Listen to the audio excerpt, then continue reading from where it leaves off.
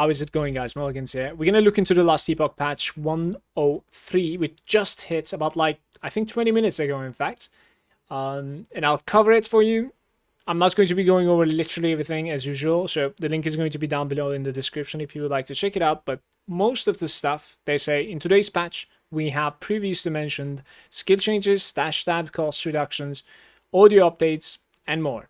So one of the things is the change to Cloud Gatherer to only apply any individual smoke bomb one time. So you cannot necessarily, if you end up like having a smoke bomb right over here, like this, when I use a dive, this smoke bomb's duration is increased by 40%, only 40%, even though you have seen multiple dives onto the smoke bomb. Now with this patch, it's only going to be increased 40%, and I cannot keep on extending it.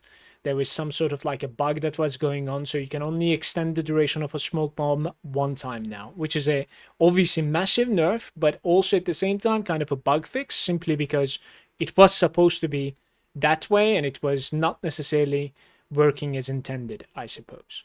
Wandering Spirits now has 30% more spirit reveal frequency. That is crazy, by the way. That's an insane buff, if I'm not mistaken. And on top of that, Wandering Spirits now has a base damage of 20 instead of 16.2.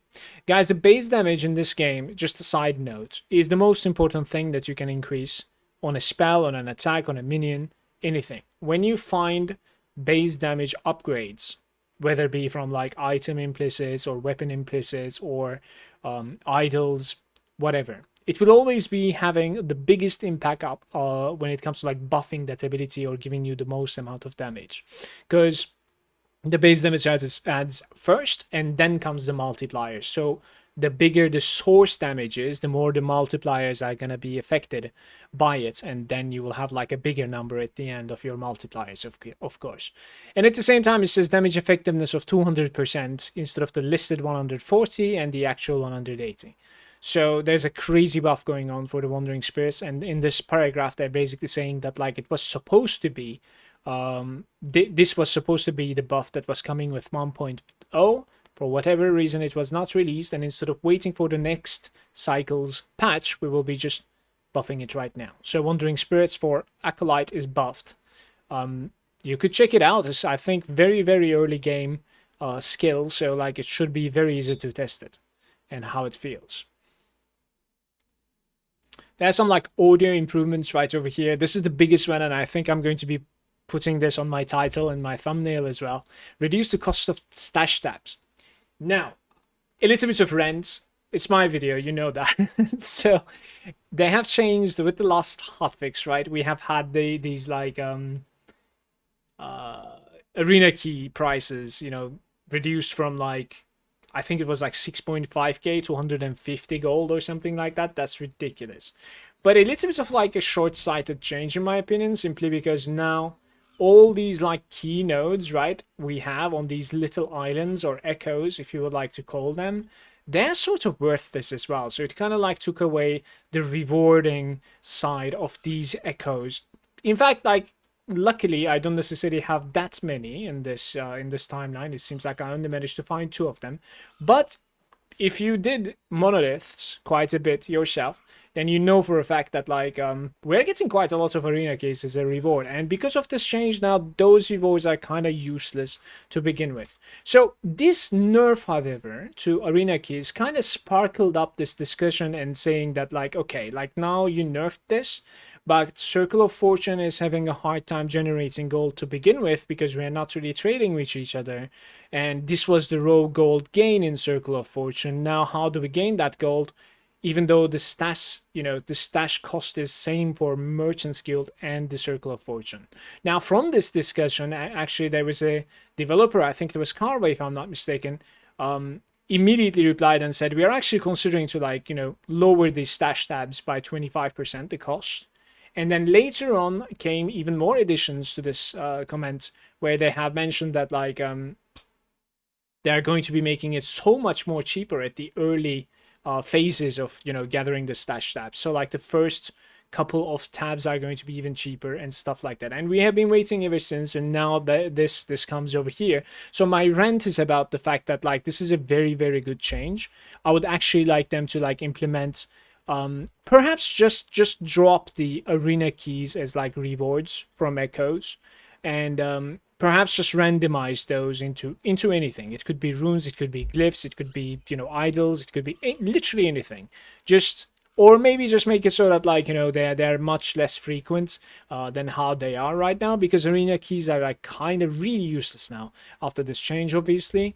And we're obviously like, you know, going with this change now. And now comes the stash tab fix as well, which is a really, really good fix on top of everything, 100%.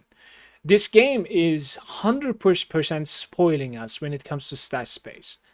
100%. Like it will never be the same again when it comes to like how we feel when we're playing the other games, whether it be Grim Dawn, Diablo 4, Diablo 3, Path of Exile, obviously, or any other ARPG that you can come up with. It will never ever be feeling the same again. Last Epoch is going to be definitely spoiling us with a stash, and it's only getting buffed now. It's crazy. Let's finally read this. It says stash tabs beyond the first 6 previously costed 10k more than previous tab. Now, stash tab 7 to 16 cost 2.5k more than the previous tab. This is already a massive buff. And the stash tabs beyond the first 16 is going to be costing only 5k more than the previous. This results in the cost of large numbers of stash tabs being reduced by an amount of 50%. That is a ridiculous buff when it comes to how many stash tabs we can have. Simply put, I think I have about like 35. What this means is that I think my math is really, really bad. It might not be directly like that, but I think I would have had like 70 stash tabs with the same amount of gold spent. I think so, right? So let me know if my math is broken there. Because my math is not that good. So couple of like campaign fixes here. We have some skill passives. Fixed a bug where Profane Veil's Vampiric Pool gave 40% of the consumed minions maximum health as ward instead of the listed 4%. This was one of the biggest reasons where I think Warlocks were capable of reaching like 60,000 ward and stuff like that and just ignore the complete mechanics of the game. Now they will still probably be very strong. I wouldn't be surprised. I think about like 15,000 ward. People are talking about like very optimized characters, which is crazy strong already. But obviously this is a ridiculous nerf. If you had a character that was using the Profane Veil, you will obviously be feeling it the first moment that you start playing it after this patch. There was the survey that's, you know, that was posted on, I think, Twitter, Reddit, their forums, and the survey was basically asking questions.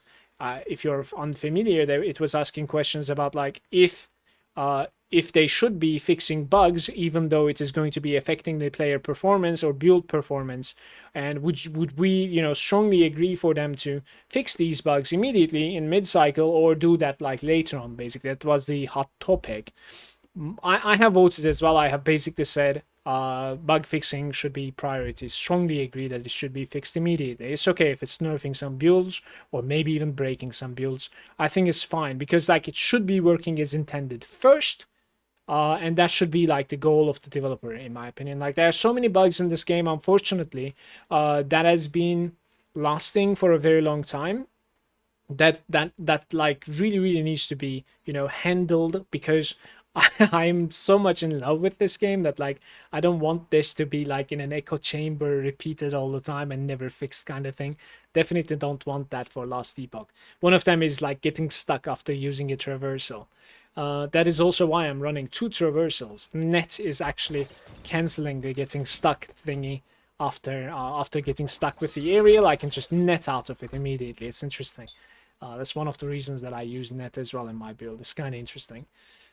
So they fixed a bug where Rune Master's passive node, Sanguine Rune Master's Rune Stones threshold bonus 15% of health regeneration applies to ward was scaling with points allocated. So I suppose this is one of those things that like you have at the bottom of the talent where it says like doesn't scale with points, even though it was. So now I suppose they're going to be gaining much less ward regeneration from health. health regen. Fixed a bug where the effect of chthonic fissures eradication was not doubled when the player was cursed. Flame Whip. This is very interesting. Flame Whip now receives 4% increased damage per point of intelligence. This affects Flame Whip casts from all sources and previously never even received attribute scaling from any source.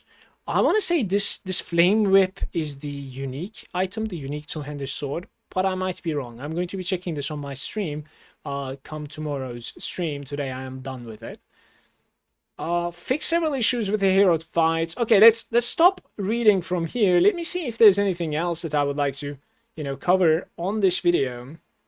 Yeah, there's this thing. Fix the bug where two-handed weapons and offhand could be equipped at the same time. Before this like entire discussion flamed up, basically, especially before the survey as well, people were kind of like getting at EHG and saying basically like, okay, like we understand your stance about the bugs. If the bug is capable of like nerfing the build of the player, you don't really want them to be affected, fine. There is a Reddit post literally saying, just so you know, you can equip a two-hander and an offhand, whether it be catalyst or like a shield, right now in the game, and just we know that like EHG's, I don't know how to say EHG's like stance, I suppose, is the fact that like they don't want to change or like fix the bugs because it's going to be nerfing the players.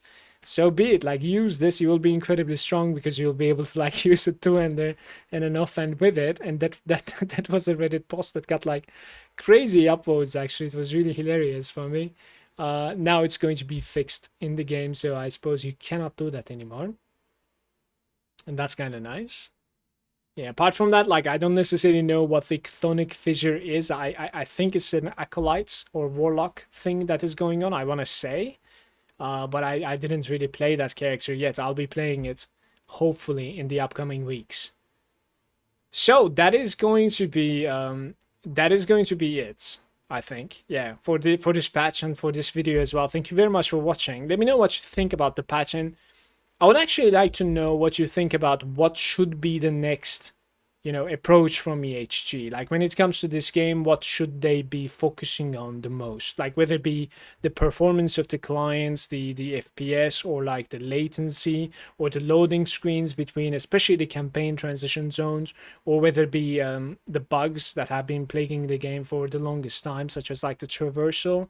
There are a couple more things like this. There's quite a bit of like weird stuff going on with like the tooltips staying lingering over your mouse, even though you didn't even like mouse over such an item, etc., or like very big fonts and yada yada. This can continue for a very long time. I didn't really like put so much thought into it, but there's quite a bit that is going on, as I said, and it could be maybe you might think that like they should be focusing more on the late game because, like I said, it's a bit repetitive at the end, but they have like an amazing cycle 1 content here thanks to all the build variety, in my opinion, that's already giving me hundreds if not thousands of hours. To be honest with you, I'll be trying like quite a bit. So I would like to know what your opinion is, what they should be doing with their next approach, like what should be the most priority in here, in your opinion. Thank you very much for watching, YouTube. I'm gonna see you tomorrow.